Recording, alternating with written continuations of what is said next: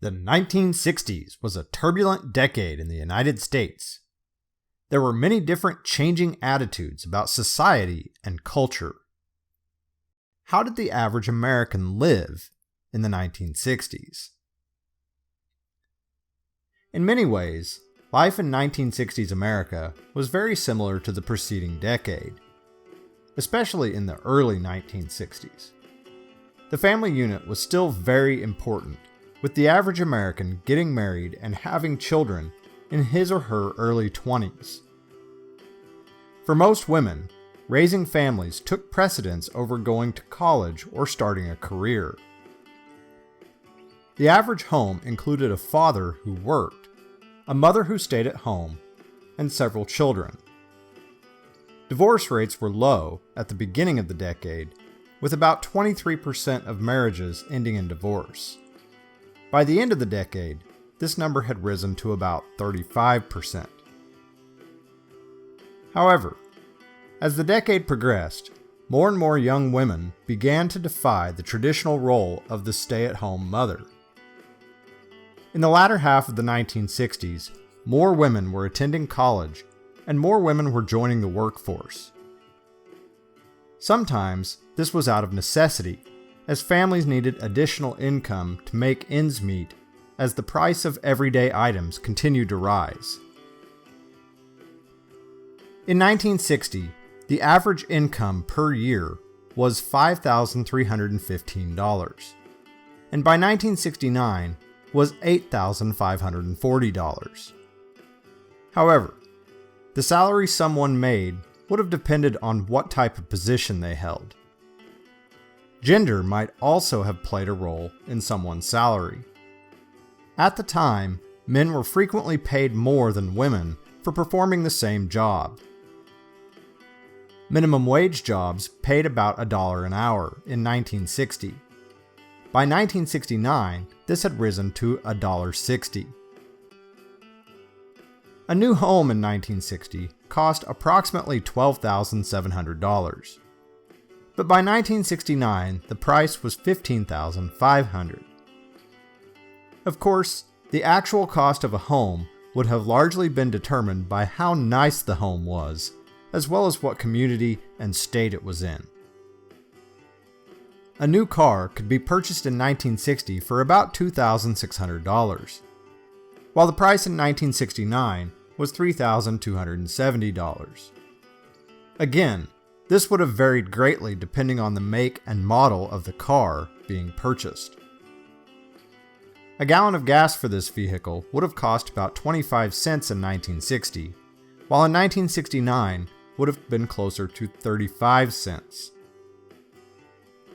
A loaf of bread in the 1960s might cost about 20 cents, while a dozen eggs could be purchased for about 50 cents, and an oven-ready turkey might cost 39 cents a pound. A gallon of milk in 1960 would have cost about 95 cents. By 1969, this price had risen to $1.10. A pair of men's shoes could be purchased for about $13, while a suit might have cost about $30. A woman's dress might have ranged anywhere from $7 to $30. A new table and chairs would have cost about $160, while a recliner might have cost about $100. In the 1960s, the American family continued to devote more time to leisure activities. Television continued to develop its dominance as the number one activity to consume most of that leisure time. Watching television was still largely a family activity, but television programming became more diverse to meet the interest of everyone in the family. Westerns still dominated much of the television landscape. Gunsmoke, Bonanza, Rawhide, and Wagon Train were all extremely popular shows during the decade. In fact, in terms of number of viewers, Gunsmoke and Bonanza both finished in the top 10 nearly every year of the decade. The Andy Griffith Show, My Three Sons, The Dick Van Dyke Show, and the Beverly Hillbillies were all family-oriented situation comedies, which were very popular in the 1960s. Meanwhile, shows such as Star Trek, Batman, Mission Impossible, and Lost in Space attempted to attract younger viewers. Many of these programs have had a lasting cultural impact, which is still felt today. Americans have always enjoyed going to the movies, and the 1960s was no exception. The most successful film of the decade was The Sound of Music, starring Julie Andrews. Andrews also impressed audiences in her starring role in Mary Poppins. Audrey Hepburn was also very popular with roles in My Fair Lady and Breakfast at Tiffany's. John Wayne remained popular as well, with starring roles in films like The Longest Day, The Sons of Katie Elder, El Dorado, and True Grit. Meanwhile, Clint Eastwood became a leading man in westerns like A Fistful of Dollars and The Good, the Bad, and the Ugly. Sean Connery introduced the world to James Bond, starring in Dr. No, Goldfinger, Thunderball, and many more. Psycho, The Birds, Dr. Strangelove, The Graduate, Lawrence of Arabia, and Dr. Zhivago were other highly acclaimed films of the decade. 101 Dalmatians, The Sword and the Stone, and The Jungle Book were the most popular animated films of the 1960s. Baseball has always been regarded as America's national pastime, and the sport was wildly popular in the 1960s. In 1961, Americans were enthralled by Mickey Mantle and Roger Maris's efforts to break Babe Ruth's single-season record of 60 home runs. Maris accomplished the feat, slugging 61 home runs. Other players that dominated the decade included Carl Yastrzemski, Frank Robinson, Willie Mays, Hank Aaron, Bob Gibson, and Juan Marichal.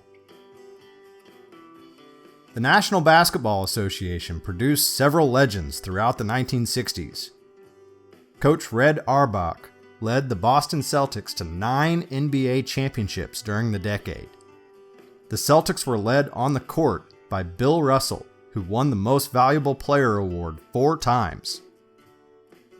The most dominant player of the decade was Wilt Chamberlain, who also won 4 MVP awards, led the league in shooting percentage 7 times, and led the league in rebounds 8 times. In college basketball, the UCLA Bruins were the talk of the country. The Bruins and coach John Wooden won 5 NCAA championships in the 1960s. Muhammad Ali was the dominant boxer of the decade. Ali became the heavyweight champion in 1964 after defeating Sonny Liston.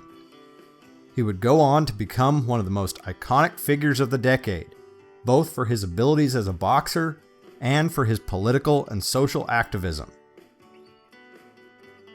The world of 1960s popular music was incredibly diverse.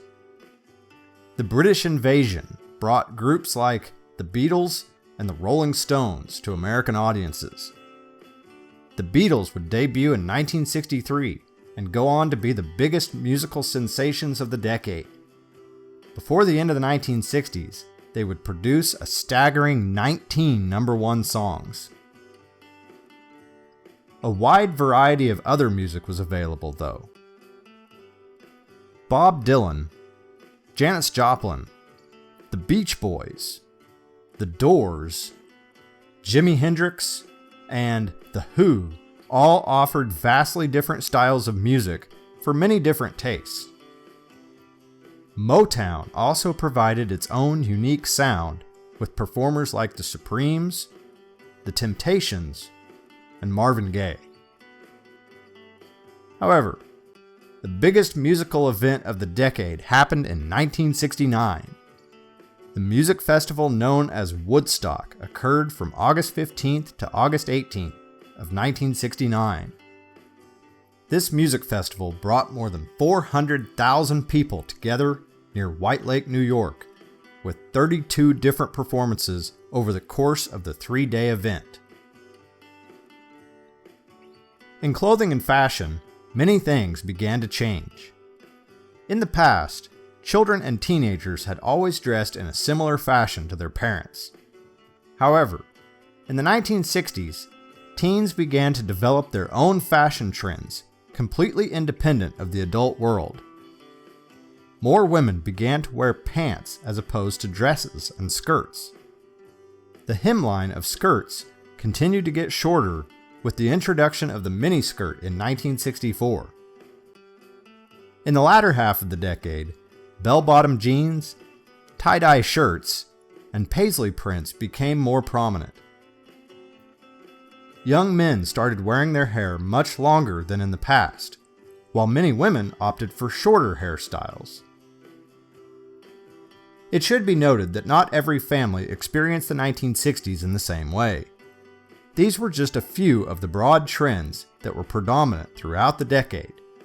Each family and each individual had a unique situation with their own stories, tastes, and preferences.